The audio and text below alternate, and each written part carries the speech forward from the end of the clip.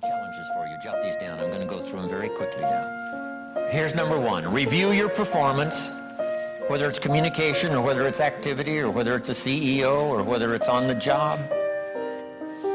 Here's what my father said, a seminar in a sentence. I wish he was here to give it, but since he's not here, in his honor, I will give his seminar in a sentence. Here it is. Always do more than you get paid for to make an investment in your future. Now, some unions would argue with us on this. That's my papa's seminar in a sentence. Always do more than you get paid for to make an investment in your future. My father was so unique. Papa said if it's raining, you can't fix the roof. If it isn't raining, it doesn't need to be fixed.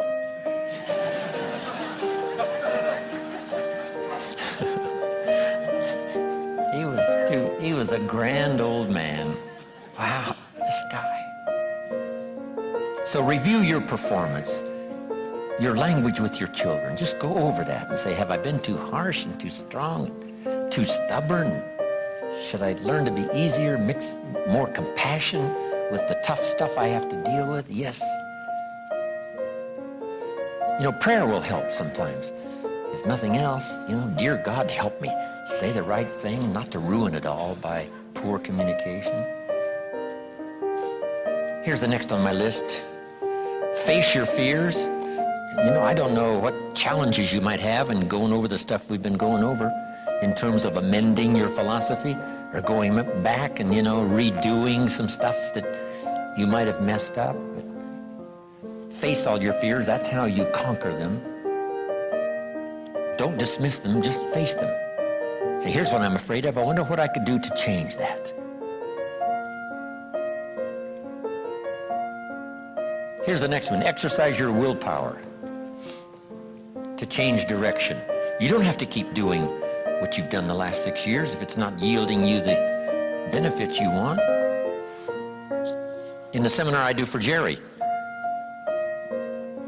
my mentor helped me to review the last 6 years so I wouldn't repeat those errors the next 6. See, if you're a goose, you have no choice to do the next 6 like you did the last 6.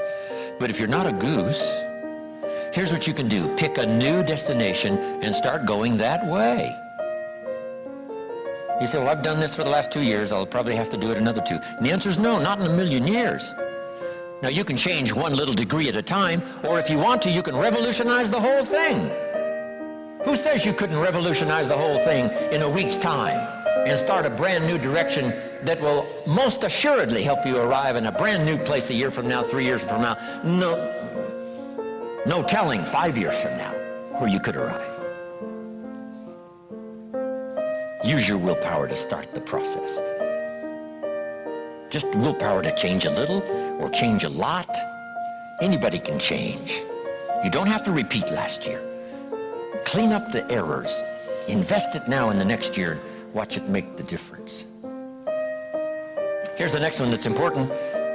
Parents have to do it. We ask our kids to do it, but we've got to do it. Admit your mistakes. Sometimes you have to admit them to others. Here's some of the best words in the English language. I'm sorry. The reason why those are good words is because it could start a whole new relationship. It could start two people going in a whole new direction. I'm sorry. Simple, easy, not easy, but if you get this done, the turnaround can be dramatic. The early years can be big in payoff. And here's the big one. Admit your mistakes to yourself.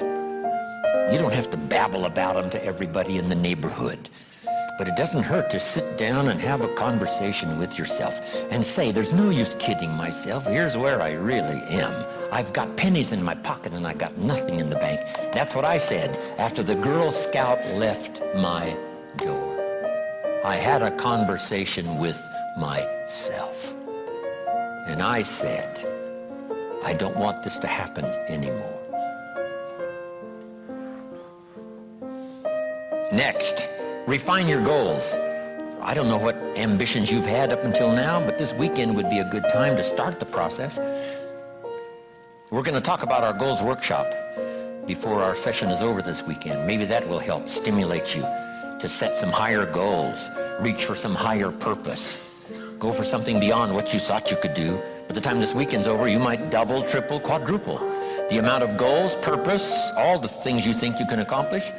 You could multiply that by 10 by the time we finish here on Sunday. Here's the next one, believe in yourself. Yes, you got to believe in God, and you got to believe in the community, and you've got to believe in the possibilities. You've got to believe in the economy. You've got to believe that tomorrow can be better than today. But here's the big one, believe in yourself. There isn't a skill you can't learn. There isn't a discipline you can't try. There isn't a class you couldn't take. There isn't a book you couldn't read. If it's written in some other language, you just get it translated and read it. Here's the next one. Ask for wisdom. This is communication of the highest source. Ask for wisdom. Ask for wisdom that creates answers. Ask for the wisdom that creates faith to believe things are possible. In King Solomon's day, there was the dilemma of two mothers who claimed the same baby. And the question was, whose baby is this? This mother says, it's mine. The other mother says, no, it's mine. Solomon said, bring me the baby. They brought him the baby, and he raised the sword. He said, I'm going to cut this baby in half and give one half to this mother and one half to this mother. And as he raised his sword, sobbingly, the real mother said, no, no, no, don't cut the baby in half. Give it to her, who was not the real mother.